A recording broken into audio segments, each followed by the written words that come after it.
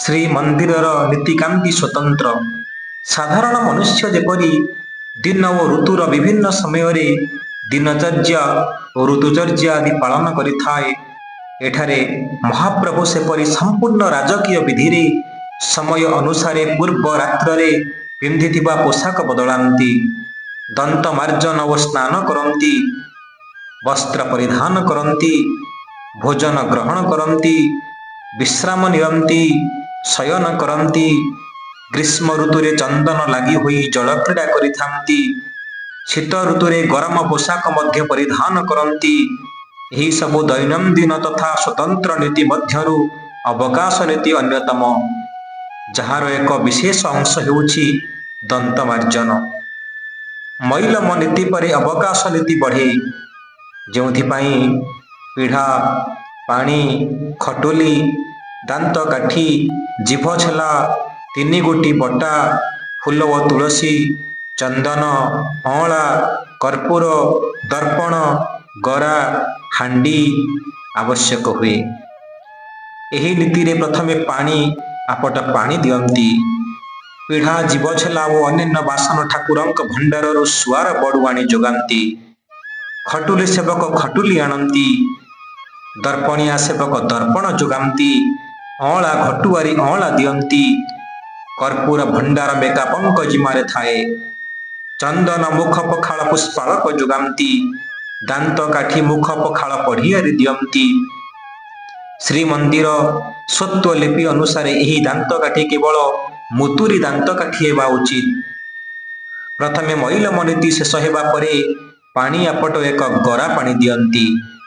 ସୁଆର ବଡ଼ୁ ଭକ୍ତ ପାଣି ଭିତର ପୋଖରିଆରେ ପକାଇ ଧୁଆ ପହଁରା କରନ୍ତି, ଯାହାକୁ ଅବକାଶ ପାଇଁ ପାଣି ପଡ଼ିବା ବୋଲି କୁହାଯାଏ। ତାପରେ ସୁଆର ବଡ଼ୁ ତିନି ଠାକୁରଙ୍କ ସାମ୍ନାରେ ସିଂହାସନ ତଳେ ଓ ପୋଖରିଆର ପ୍ରାୟ ମଧ୍ୟଭାଗରେ ତିନିଗୋଟି କାଠ ପିଢ଼ା ପକାନ୍ତି। ଖଟୁଲି ସେବକ ତିନିଗୋଟି ଖଟୁଲି ନେଇ ପିଢ଼ା ପାଖରେ ରଖନ୍ତି। ମୁଖ ପଖାଳ ପଢ଼ିଆରୀ ତିନିଗୋଟି ବଟା ଓ ତିନିଗୋଟି ଥାଳି ସଜାଡ଼ି ସେଥିରେ ଫୁଲ, ତୁଳସୀ, ଚନ୍ଦନ, ଅଁଳା ରଖନ୍ତି। ତତ୍ସହିତ ସେଥିରେ ମୁତୁରି ଦାନ୍ତକାଠି, ଯାହାର ଅଗ୍ରଭାଗ ଛେଚା ହୋଇ ସେଥିରେ ଦନ୍ତ ମଞ୍ଜନ ରୂପେ କର୍ପୂର ପଡ଼ିଥାଏ, ଓ ତିନିଗୋଟି ସୁବର୍ଣ୍ଣ ଜିଭଛେଲା ମଧ୍ୟ ରଖନ୍ତି। ଗରା ବଡ଼ୁ ତିନିଗୋଟି ରୂପା ଝରି ତିନିଗୋଟି ପିଢ଼ା ପାଖରେ ରଖନ୍ତି ତଥା ଦର୍ପଣିଆ ତିନିଗୋଟି ଦର୍ପଣ ରଖନ୍ତି। ପାଣି ଆପଟ ତିନିଗୋଟି ପିଢ଼ା ପାଖରେ ତିନି ଗରା ପାଣି ଆଉ ଏକ ଚତୁର୍ଥ ଗରା ପାଣି ରଖନ୍ତି, ଯେଉଁଥିରେ କର୍ପୂର ଗୋଳା ହୁଏ। ମହାଭୋଇ ଦେଇଥିବା ଦହି ସ୍ନାନ ପାଣିରେ ଗୋଳା ହୁଏ। ଏହାପରେ ମୁଖ ପଖାଳ ପଢ଼ିଆରୀ ମଇଲମ କରିଥିବା ତିନି ଜଣ ପୁଷ୍ପାଳକଙ୍କୁ ପୂଜାରେ ବସିବାକୁ ଡାକନ୍ତି।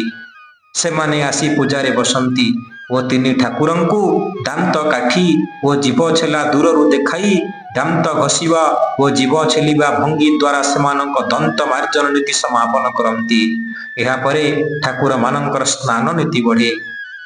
ତେବେ ମନରେ ସ୍ୱତଃ ଏକ ପ୍ରଶ୍ନ ଉଠେ ଯେ, ଆମେ ପୂର୍ବ କାଳରେ ଦନ୍ତ ମାର୍ଜନ ନିମିତ୍ତ ସାଧାରଣତଃ ନିମ୍ବ, କରଞ୍ଜ, ଖଦିର, ବକୁଳ ଆଦି ଦାନ୍ତକାଠି ବ୍ୟବହାର କରୁଥିବା ସମୟରେ ମହାପ୍ରଭୁଙ୍କ ଦନ୍ତ ମାର୍ଜନ ପାଇଁ ମୁତୁରି ଦାନ୍ତକାଠି କାହିଁକି ବ୍ୟବହୃତ ହୁଏ ଏବଂ ଏହି ମୁତୁରି ଦାନ୍ତକାଠିର ବିଶେଷତ୍ୱ କ'ଣ? ଏହାର ଉତ୍ତର ଜାଣିବା ଅତି ଦୁରୂହ ବ୍ୟାପାର। ମହାପ୍ରଭୁ ଯେପରି ରହସ୍ୟମୟ, ତାଙ୍କର ଲୀଳା ମଧ୍ୟ ଯୁଗେ ଯୁଗେ ସେପରି ରହସ୍ୟମୟ, ସାଧାରଣ ଜନଙ୍କୁ ଅଗୋଚର। ମୁତୁରି ଦାନ୍ତକାଠି ଯେଉଁ ଲତାରୁ ସଂଗ୍ରହ କରାଯାଇଥାଏ ତାହାକୁ ମୁତୁରି ଲତା କହନ୍ତି। ଏହା ରସରେ ତିକ୍ତ, ବିପାକରେ କଟୁ ତଥା କର୍ମରେ ତ୍ରିଦୋଷ ସାମକ ହୋଇଥିବାରୁ ଏହା ଆୟୁର୍ବେଦ ଶାସ୍ତ୍ର ଅନୁଯାୟୀ ଦନ୍ତ ମାର୍ଜନ ନିମିତ୍ତ ଏକ ଉତ୍ତମ ଔଷଧି। ଏହାର ମୂତ୍ରଳ ଗୁଣ ଯୋଗୁଁ ଏହାକୁ ସାଧାରଣ ଭାଷାରେ ମୁତୁରି ଲତା ବୋଲି କହନ୍ତି। ତେବେ ସବୁଠାରୁ ଆଶ୍ଚର୍ଯ୍ୟଜନକ ବିଷୟ ହେଉଛି ଯେ ଏହି ମୁତୁରି ଲତାର ଆୟୁର୍ବେଦୀୟ ନାମ ହେଉଛି ଚୋକ୍ଚିନି। ଚୀନ ଦେଶର ସ୍ଥାନୀୟ ଔଷଧି ତଥା ଏଠାରେ ବହୁଳ ଭାବରେ ଚାଷ କରାଯାଉଥିବା ହେତୁ ଏହା ଅନ୍ୟ ଦେଶରୁ ଭାରତକୁ ଆସିଅଛି ବୋଲି ଲିଖିତ ଅଛି। ସର୍ବପ୍ରଥମେ ଏହାର ବର୍ଣ୍ଣନା ଭାବପ୍ରକାଶ ନିଘଣ୍ଟୁରେ ଦେଖିବାକୁ ମିଳିଥାଏ, ଯେଉଁଥିରେ ଏହାକୁ ଦିବାନ୍ତର ବଚା ରୂପେ ଏଥିପାଇଁ ବର୍ଣ୍ଣନା କରାଯାଇଛି ଯେ ଏହା ବଚା ନାମକ ଆୟୁର୍ବେଦ ଔଷଧି ଭଳି ଦେଖାଯାଉଥିବା ହେତୁ ତଥା ଅନ୍ୟ ଏକ ବିଦେଶୀ ଦ୍ୱୀପରୁ ଭାରତକୁ ଆସିଥିବା ହେତୁ ବିଶ୍ୱାସ କରାଯାଏ ଯେ ଏହା ଜାଭା, ସୁମାତ୍ରା ଆଦି ଦ୍ୱୀପରୁ ଭାରତକୁ ଆସିଅଛି।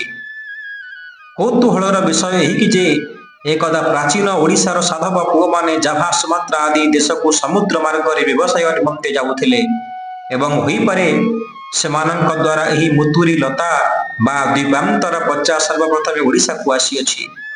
ତେବେ ପୁଣି ଏକ ପ୍ରଶ୍ନ ମନରେ ଉଠେ ଯେ ତା ପୂର୍ବରୁ ମହାପ୍ରଭୁଙ୍କ ଦନ୍ତ ମାର୍ଜନ ନିମିତ୍ତ କେଉଁ ଦାନ୍ତକାଠି ବ୍ୟବହାର ହେଉଥିଲା? ନା ମୁତୁରି ଲତା ଆମ ଓଡ଼ିଶାରେ ଉପଲବ୍ଧ ହେଉଥିବା ଏକ ସ୍ଥାନୀୟ ଔଷଧି, ଯେହେତୁ ଏହା ମୟୂରଭଞ୍ଜର ଘନ ଜଙ୍ଗଲରେ ପ୍ରାକୃତ ରୂପେ ଉପଲବ୍ଧ ହୋଇଥାଏ, ଯାହା କେଉଁ ଅନାଦି କାଳରୁ ମହାପ୍ରଭୁଙ୍କ ସେବାରେ ଲାଗିଅଛି। ଏହାର ଉତ୍ତର ନିଶ୍ଚିନ୍ତ ଭାବେ ଏକ ରହସ୍ୟ ହୋଇ ରହିବ ମହାପ୍ରଭୁ ଏବଂ ତାଙ୍କର ଅଲୌକିକ ଲୀଳା ପରି। ଜୟ ଜଗନ୍ନାଥ।